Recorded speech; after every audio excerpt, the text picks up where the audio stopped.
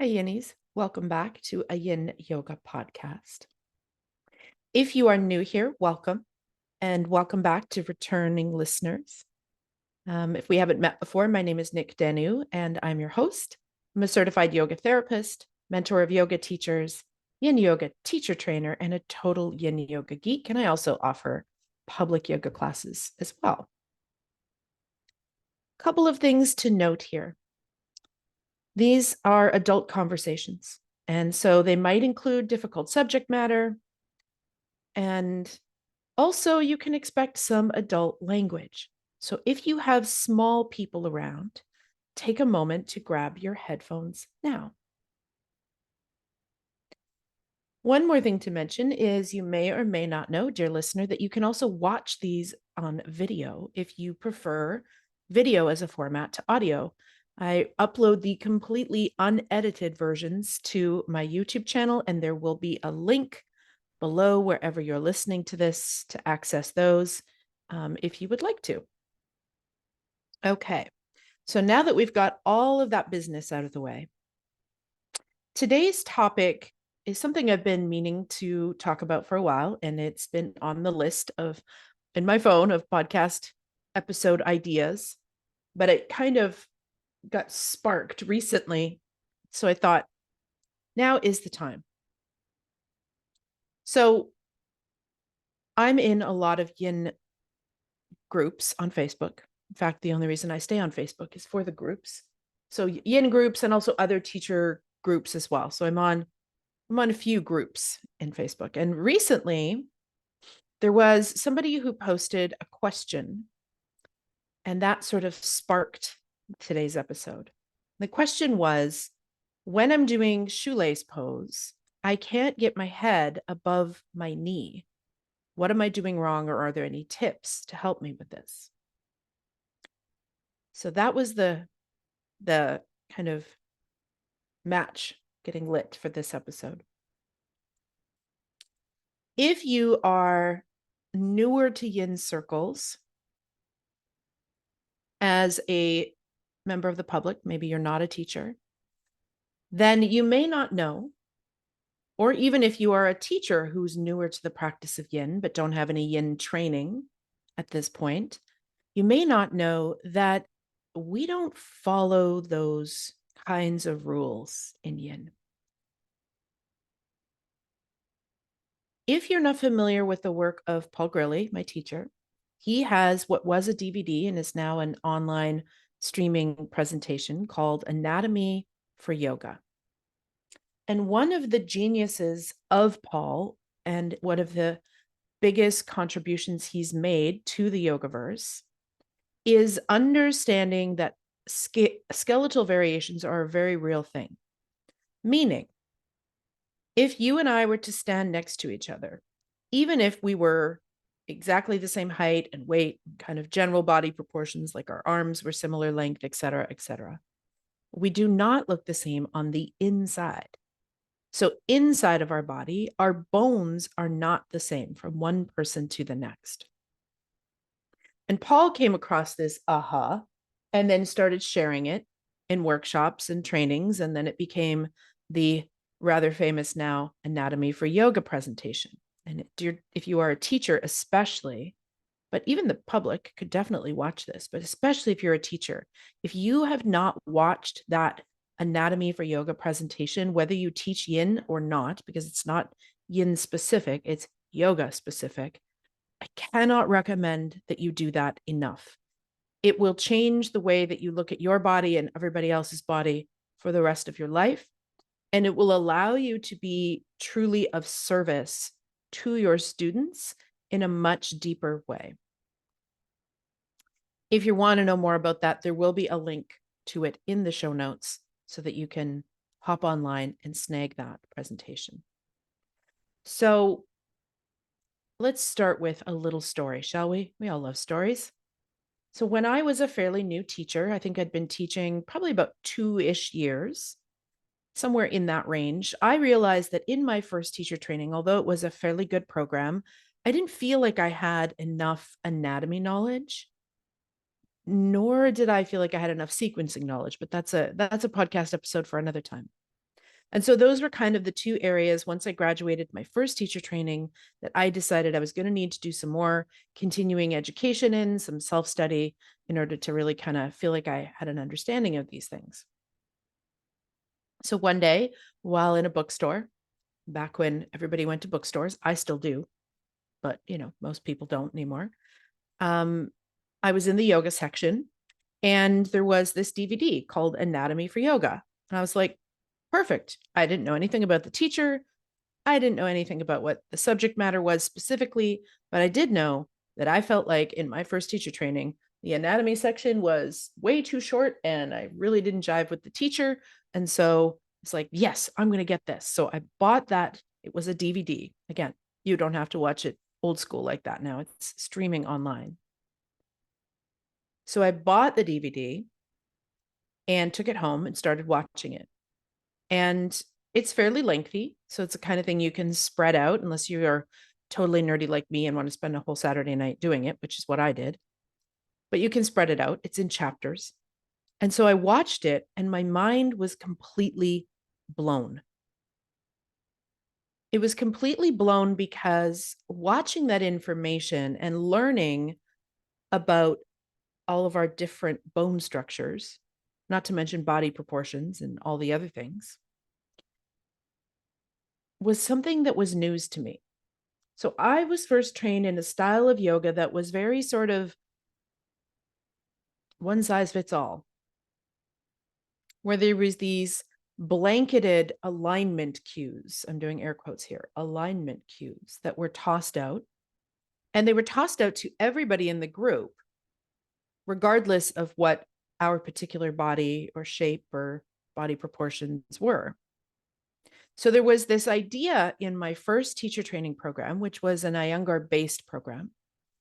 It wasn't an Iyengar certification program, but all the teachers that taught in that program were Iyengar teachers other than one. So it was very Iyengar influenced, you could say.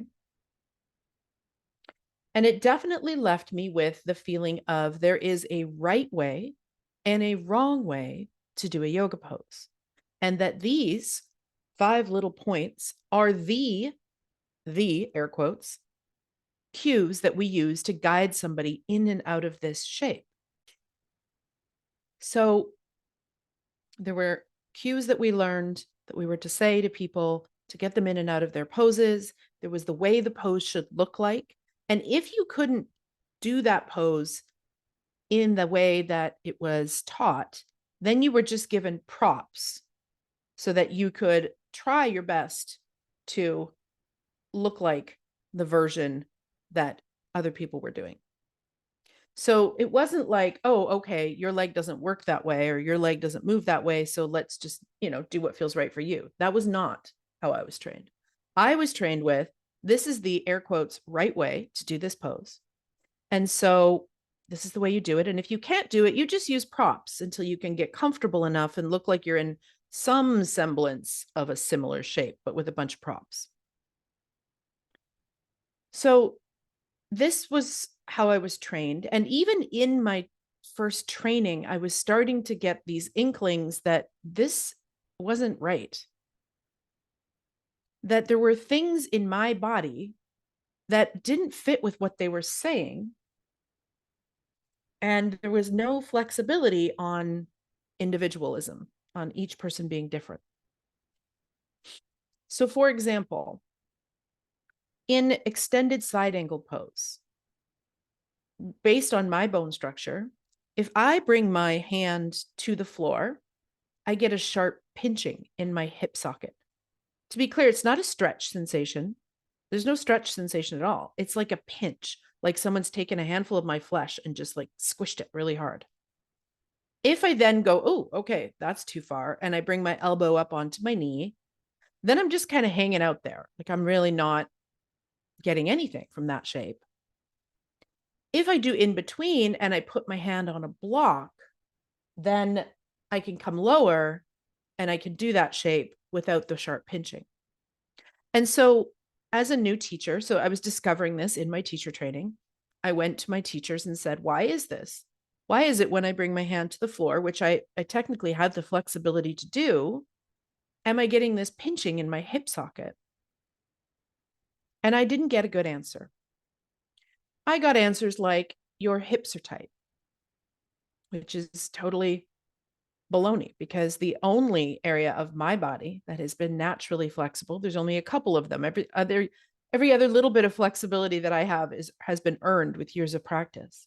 But I've always been fairly open in my hips and my inner thigh at the time as well, just in comparison to the average bear, not, Cirque du Soleil amounts, but, compared to the average person. So I knew that it wasn't tight hips that was the answer. And yet I wasn't getting any answers. So, I just kept putting my hand on a block because I couldn't get any answers. And I certainly didn't want to feel that sharp pinching pain. So I blocked. Another example from my time in my own teacher training is that I am naturally what's called an internal rotator in my hip sockets. And I'll explain what that is before we go further, just in case you're new to this kind of information. So depending on where your hip socket is on your body, some people's orientates a little more to the front. Some people's orientates a little more to the side. Some people's orientates even further to the side, almost kind of to the back. So that's your hip socket, right? Where the top of your leg bone plugs into your hip socket. So that's one thing that can be different from person to person. The other thing that can be different is the head of your leg bone or your femur. The size of the head of that bone can be totally different from person to person. Now, I realize that for some of you, this might be brand new information, because in our teacher trainings, we're often given an anatomy book with drawings, or we have that plastic skeleton thing at the front of the room. And so we think that everybody looks like that on the inside.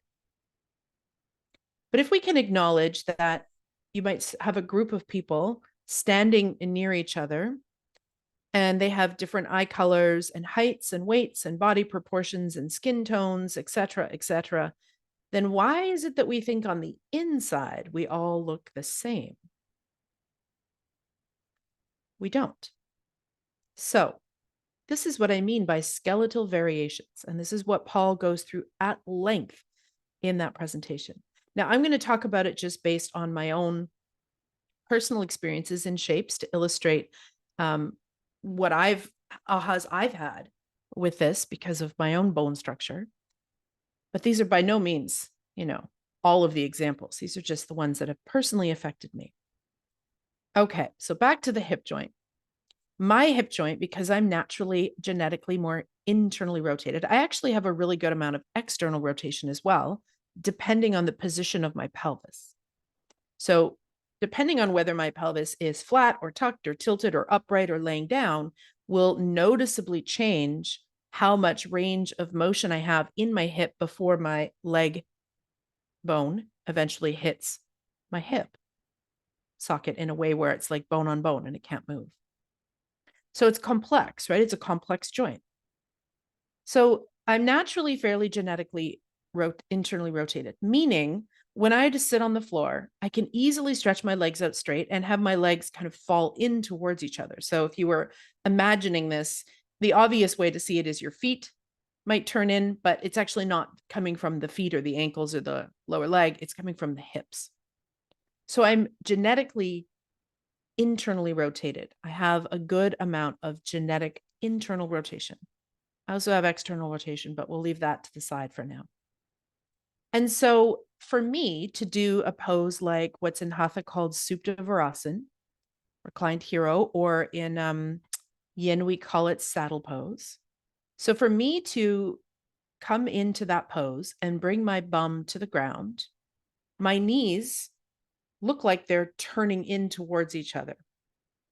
But it's actually not my knees that are turning. It's my whole thigh bones that turn in.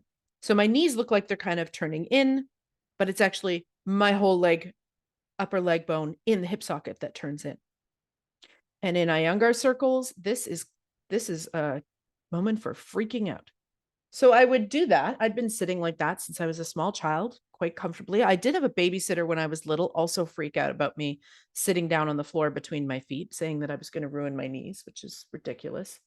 Anywho, so in my Iyengar classes, when I would do that and I would sit between my feet, because that's what I would need to do to feel a stretch in my thigh muscles, in my quadriceps, is I would need to kind of come down. And usually we would be doing this pose as a prep for back bends, right? We would be opening the front line of our body, stretching out our quads as a way to prepare for deeper, stronger back bends.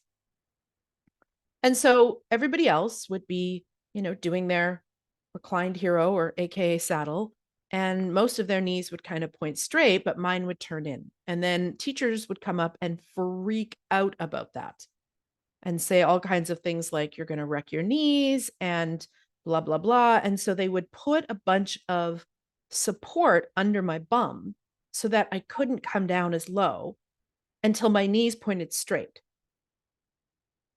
And then they would strap my legs together so they would stay that way. And then they would ask me to lie down in reclined hero. So the problem with that is manyfold. The first one is, now everyone else in the group is feeling sensations of stretch in their thighs, their quadriceps, as a way to prepare for the back bending that's about to happen. But I'm not getting that stretch because you've got me up on all of these blocks and things, and you've got my legs, stuck together with a strap. So I'm just kind of hanging out there. Like I'm just laying back, feeling nothing, not stretching my quadriceps, because you've taken away what my bone structure naturally allows my body to do. So this became an issue. So I would always think, well, that doesn't make sense. Now everybody else is getting this big quad stretch and I'm getting nothing. And I'm going to also have to do wheel pose in a few moments without opening up my quads. Like, I don't understand this. So there was the hip thing in extended side angle with the pinching. There was the not allowing me to internally rotate in my thighs, which is in my hips, which is totally natural for my body.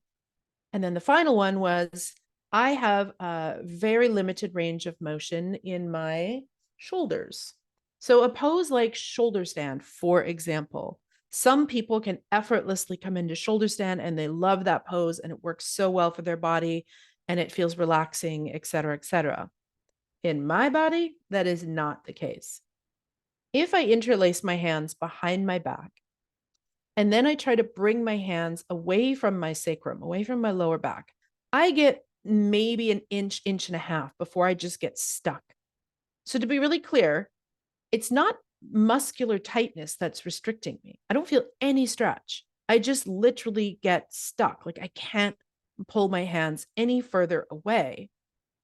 And even when teachers would try to put their hands under my arms and bring my hands away, nope, they just don't go. And that's because I'm hitting my bones. So in my shoulder joints, I have a fairly small acetabulum and a fairly, I guess, large in comparison to the acetabulum bone in my upper arm. And so it doesn't take long when you're in that range of motion of pulling your hands behind your back before I'm hitting my bones, which means we're done. That's all I can do. Now, if I was able to bring my hands wider using a strap, then I'm able to bring my hands much further away because I'm able to get around that point of bony compression in my shoulder. So how did this come up in my poses? Well, when you're upside down in shoulder stand and most people are using their arms, maybe hands interlaced or maybe hands sort of on their back as a way to roll their shoulder blades together and, use their arms to help lift them up off of the neck so that they're not getting all of the weight of that pose on their neck. I'm not able to do that because I can't bring my arms back away enough to get the weight off of my neck. So when I do a classic shoulder stand or plow or snail in yin, I only feel a bunch of weight and pressure on C7 on my neck, which is hella uncomfortable. My face starts to turn red. It feels like torture. And I remember having teachers come up to me in my training and saying to me, like, can you get your arms more underneath you and, roll them back and lift up off of your neck? And the answer was always no, I can't. I'm literally stuck here. Now, of course, in the Iyengar tradition, they have props for everything. And so they would get me in a very prop version of a shoulder stand using a bolster under my shoulders and a chair for my legs and all of that. But at that point, it's taken me like half of the time that everyone has in that shape to just get into a version that I could work with. There wasn't an understanding of the fact that I was probably hitting my bones.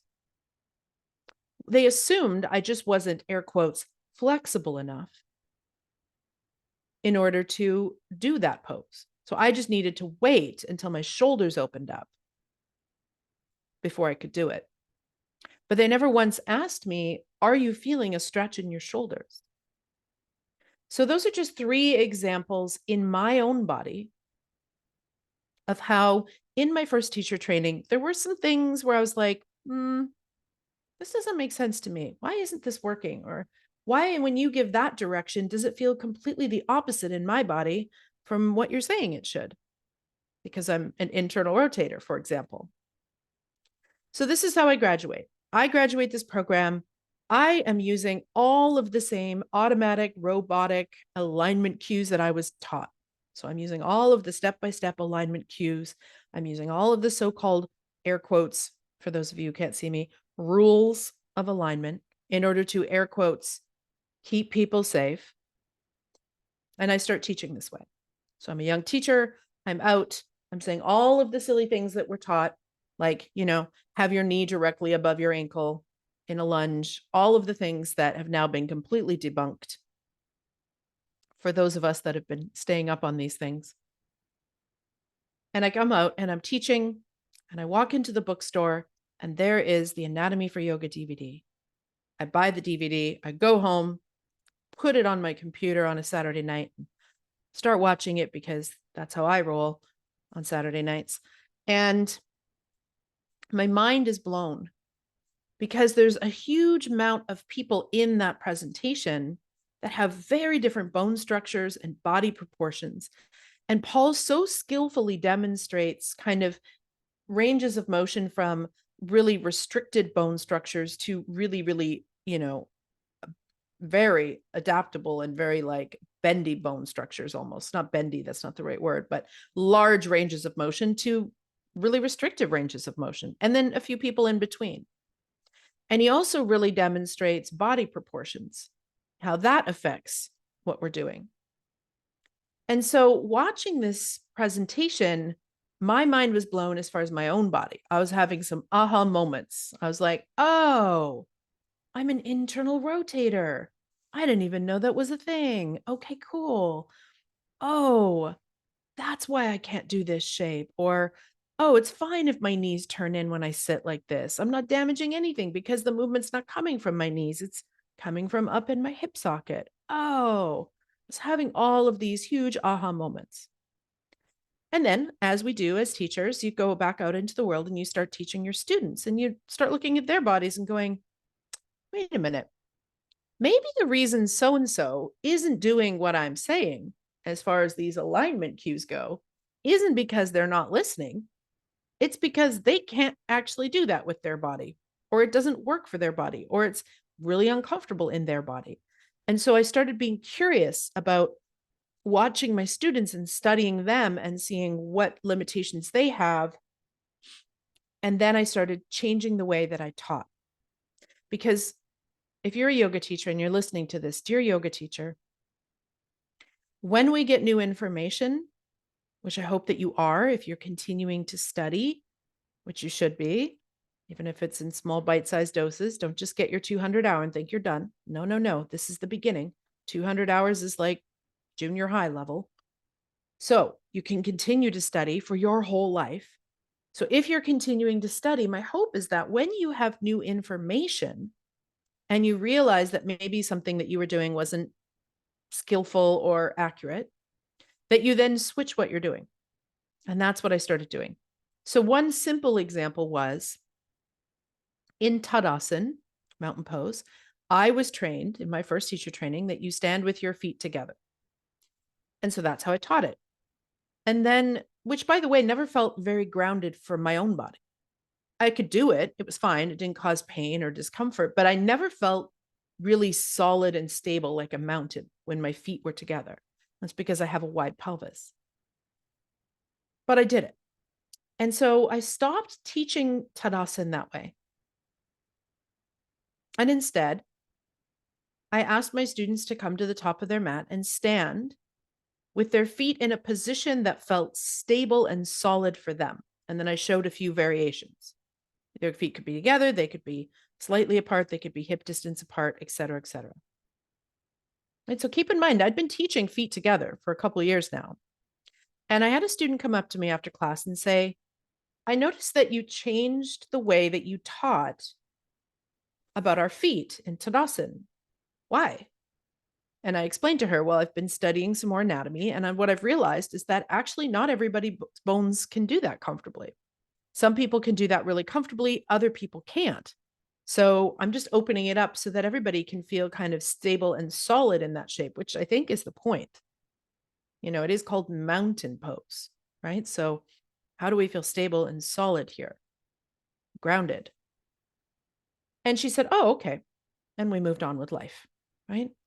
So that's a bit of the background of how I started to learn about skeletal variations and started to drop these so-called alignment rules. Now, my hope is that if you are a teacher who is teaching yin yoga, that you have either watched or are about to, hopefully, this presentation with Paul Grilley. It is of the utmost importance. And I cannot stress this enough that it will blow your mind if you haven't watched it yet. And it will change the way that you look not just at your own body, but also at your students' body.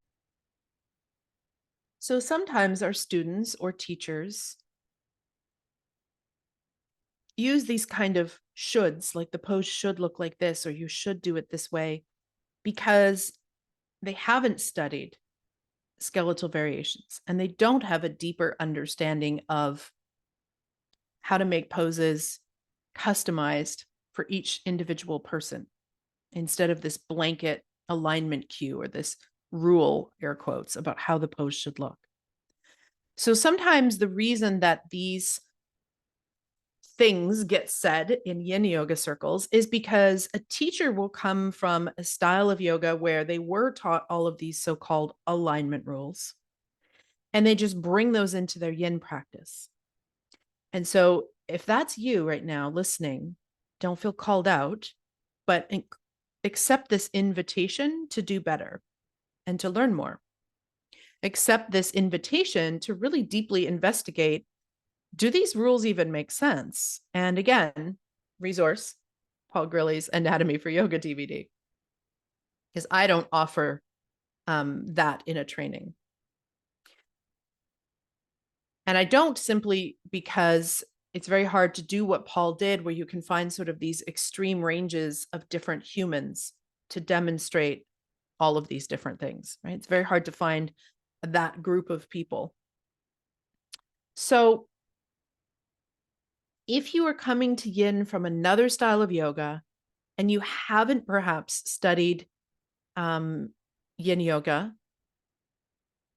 and so you're just kind of teaching yin with all of these same kind of blanket alignment rules, that's a big problem. If you're a teacher who has come from another style of yoga, bringing in your alignment and rules as your suitcases with you into your baggage into a yin practice, and you have taken a yin training and they haven't talked about skeletal variations, they haven't talked about how to make poses adaptable and accessible for different bodies, that's a problem, because that should have been included in your yin training. So that is something to say.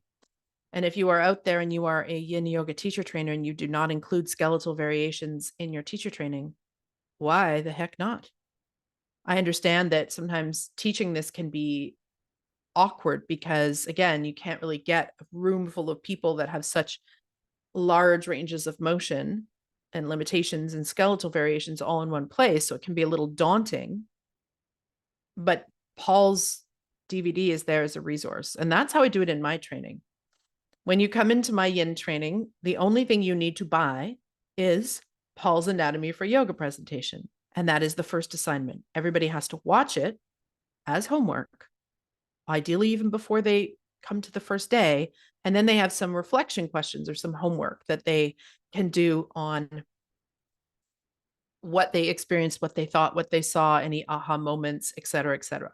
So that's the very first thing that my teacher trainees go through before they even have a lesson with me. So if you are a teacher trainer and you of yin and you haven't done this or you haven't included skeletal variations, definitely rethink that. So there's some examples of why this idea of like my this should be here, or my that should be here, or the pose should look like this. Sometimes we bring our baggage, our aesthetic baggage, or our what does the pose look like, or alignment rules that aren't actually rules because there's no way to say one blanket rule about everybody. It's impossible. So we bring that baggage into our yin practice, and then we start teaching our students with that baggage. So that's one reason why sometimes these questions come out. The other reason is, and if you are a yoga student and you're listening to this, is that you're not actually studying yin yoga with a qualified yin yoga teacher.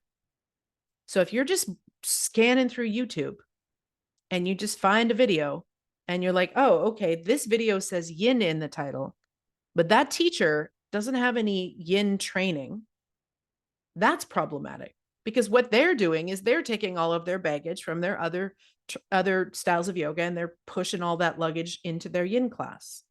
And again, problematic. So back to the case in point with the inspiration for today's episode.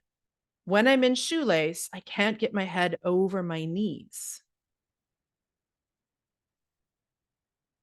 So why this is problematic is because this poor student has fallen under the misconception that yin yoga is an aesthetic form of yoga. And it's not. It's a functional form of yoga. So let me break that down a little bit. Aesthetic, for those of you that are like, what does that mean? Aesthetic is how something looks. Function is how it works, right? So in yin yoga, for example, if we were going to do shoelace, let's just use that example since that's the one that sparked today's episode. When you're a teacher or a student and you're going to do shoelace pose, you have to understand what is the intention of this pose. Like, why am I doing this? What's the point? It isn't to make pretty shapes with your body. The intention of shoelace is to feel some sensation in your hip, butt, IT band zone. So when you take the focus away from what does this pose look like? I'm trying to make a pretty pose, or I'm trying to match the version that I've seen in a book, or I'm trying to copy the version I'm seeing on a DVD, or I'm trying to, practice on YouTube and I'm trying to copy what that teacher is doing, but you are not studying with a skilled teacher who can look at your individual body and go, oh, okay, for you, try this. That's a problem. So that's why these alignment cues come in. But when you understand that the point of yin yoga isn't what the poses look like, but what they feel like. I'm going to say that one more time. In yin yoga, what the pose looks like is irrelevant. We are worried about what does the pose feel like in your body.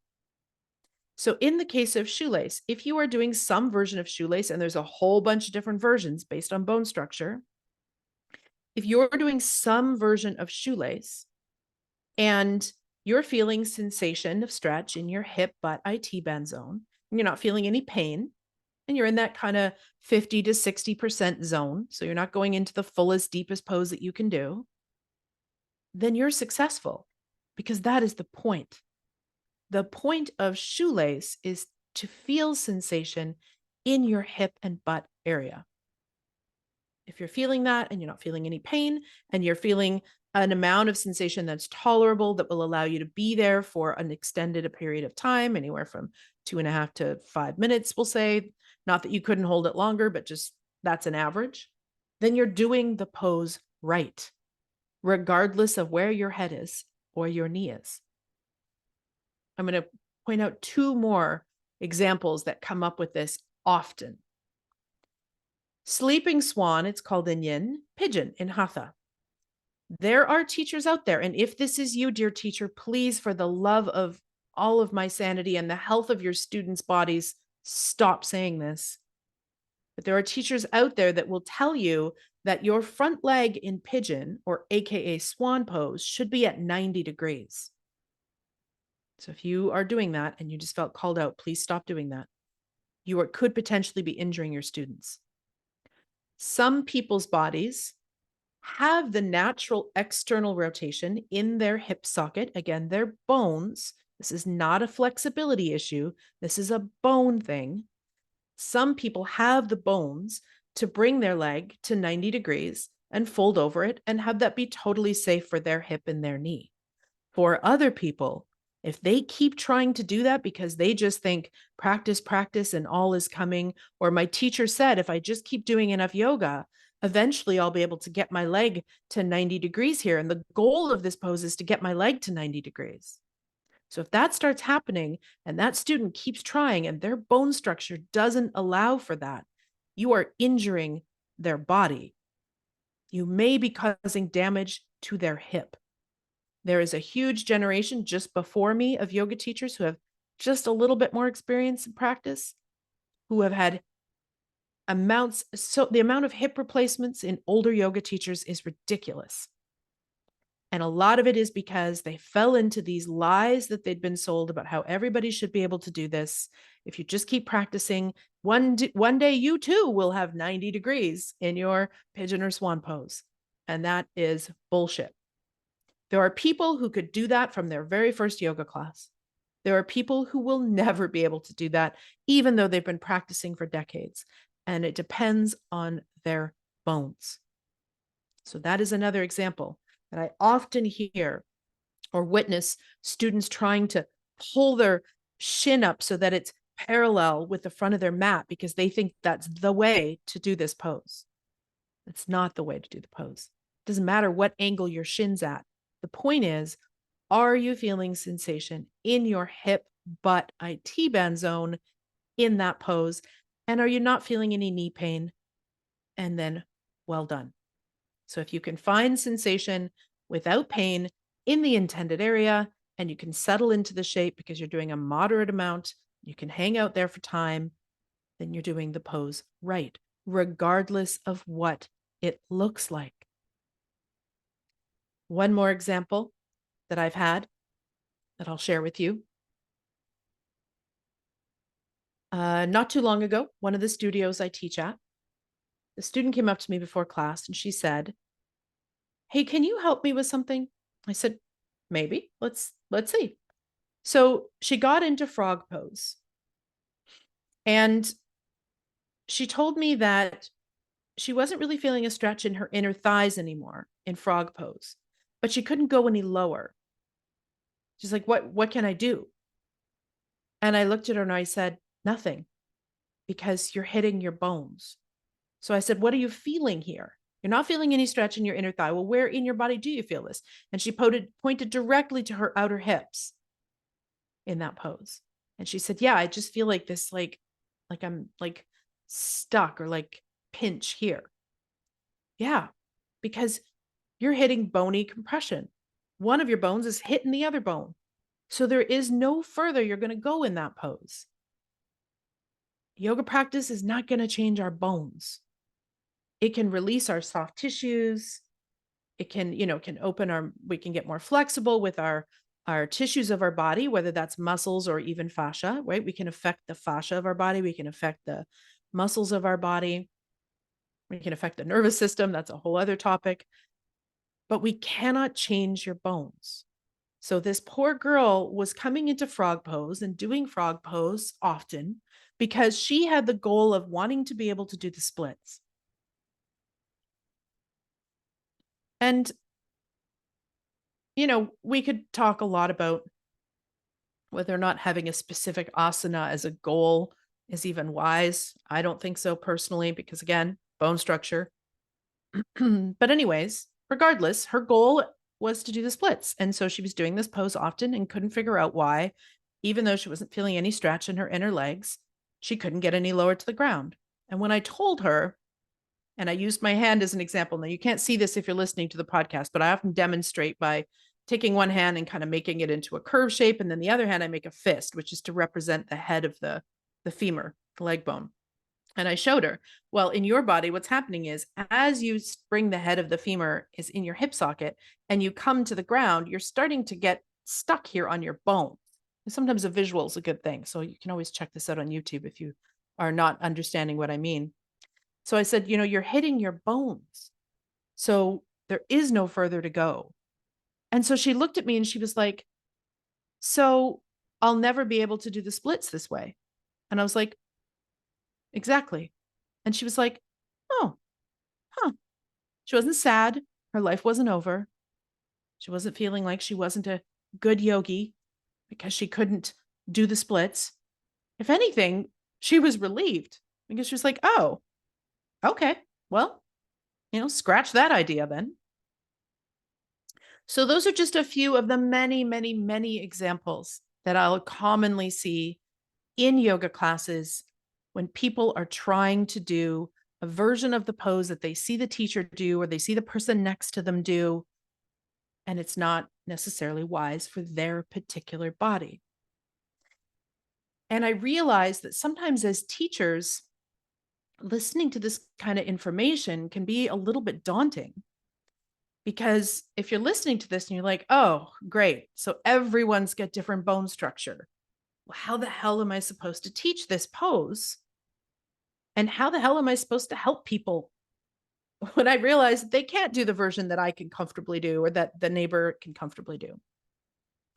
Well, this is when we talk about things like props and making yoga accessible.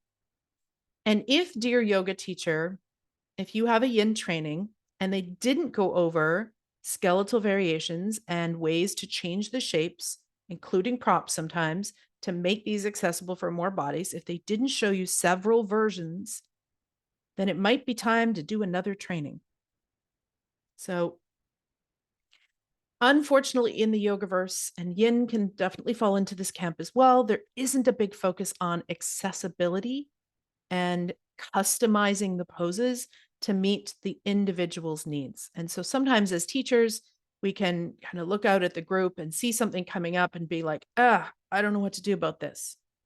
This is something that I will say, even though I talked at the beginning of this episode about my first teacher training program and how, it had some definite disadvantages with this whole one size fits everybody thing.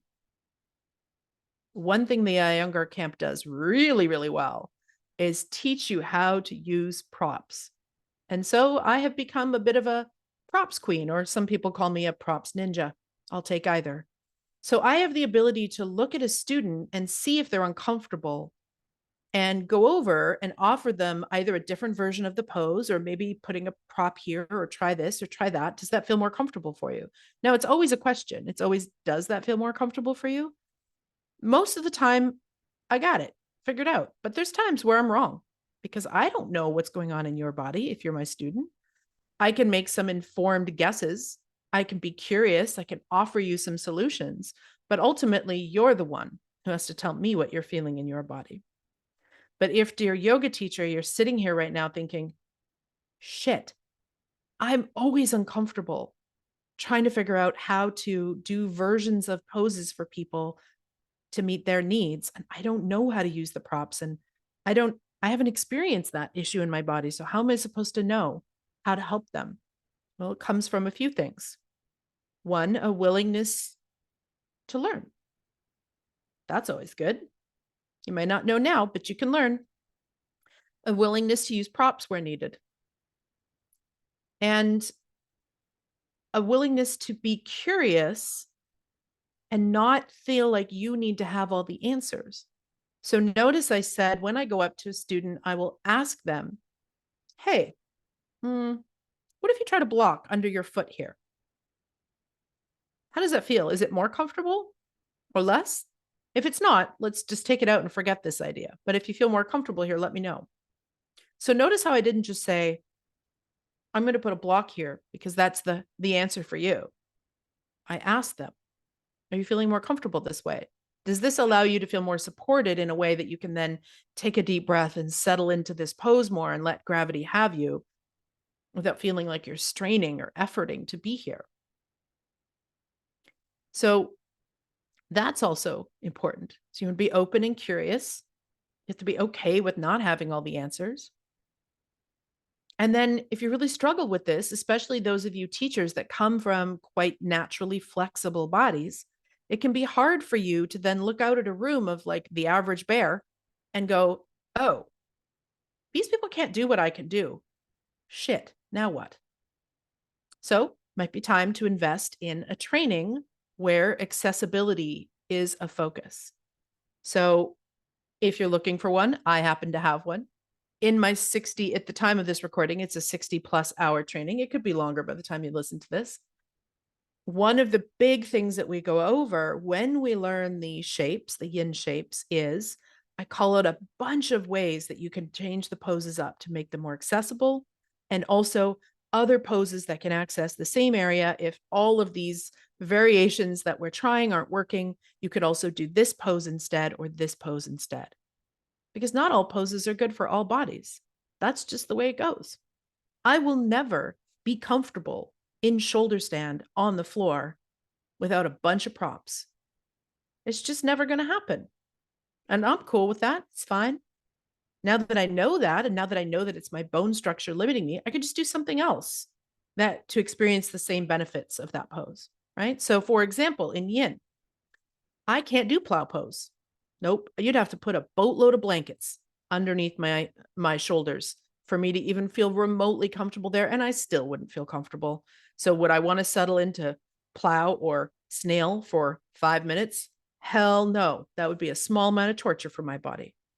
But when I understand what is the intention of snail or plow, why am I doing this? Not what does this pose look like, and we just do it because it's in the sequence and we want everyone to look the same, but like what is the point of this? What is the benefit? What am I putting this pose in the sequence for? Then it's really easy to swap that out.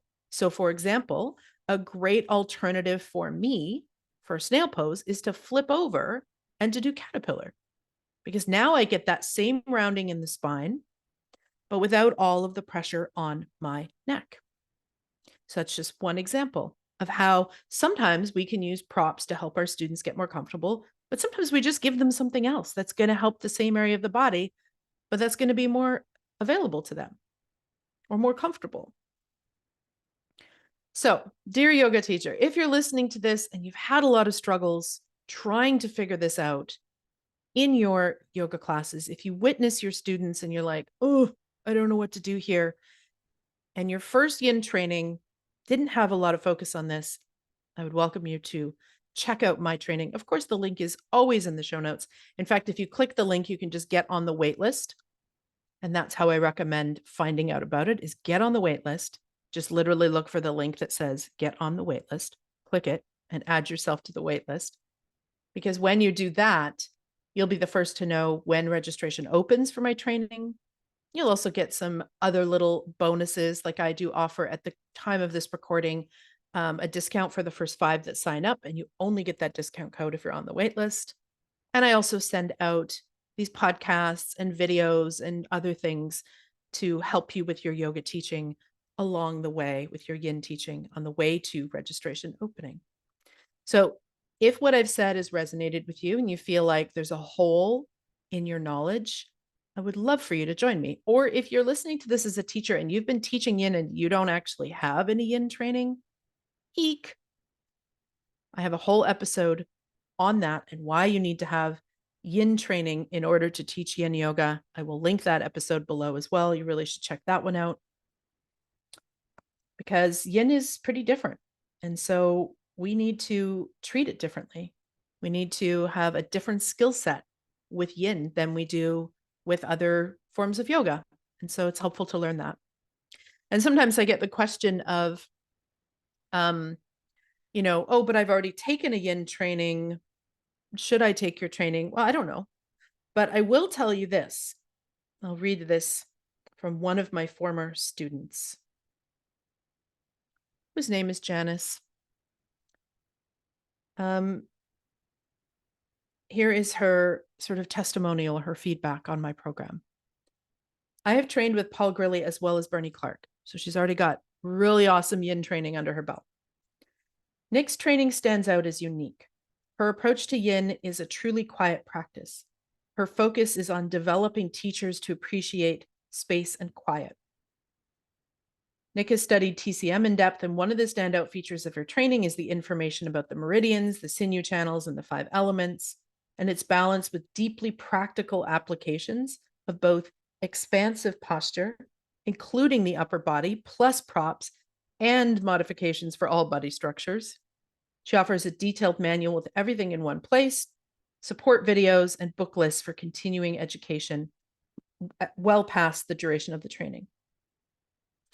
As a teacher in this training, we had plenty of time for live questions and answers, as well as access to Nick's experience as a teacher building a yoga business and a practice twice. This training is an incredible blend of yin, practical teacher stuff you need to know, and highly informed TCM approach. Nick's refreshing humor and style add to this truly one-of-a-kind training, and I would recommend this training, in fact, I already have, to teachers, whether you already have another yin training or not. It is an investment well made. Thank you, Janice. So I highlight that because sometimes I think we get this idea in yin that like, oh, well, I've taken one 20-hour or 30-hour or 50-hour yin module, so I'm good, I'm done. No. So if you've taken some training before, you still feel like there's holes in your knowledge, then it might be time to take another training. In the other styles of yoga, we have these silly systems of 200, 500, 300 hours. And yet somehow we think with yin that we just take like a little teeny module, add it on to what we're doing, and then that's it. Our work is done here. We dust off our hands and we move on with life. But if yin is a style of yoga that you really, really love and you love to teach and you feel passionate about, you will probably take several trainings over your years of teaching it. And so if mine sounds like a good fit, again, check the show notes. There's a wait list there. If mine's not a good fit, then try to seek out another training. If you're listening to this and you struggle with this whole alignment, accessibility, how do I modify things, then try to find another training where that's a big focus of their training. And I can't necessarily say which ones those would be because I haven't taken them, but please feel free to explore that and make that a real part of your training. Okay, so there's my version of alignment versus functional yoga. What is the difference between these silly alignment rules that may or may not make any sense for our students and actually doing a functional form of yoga?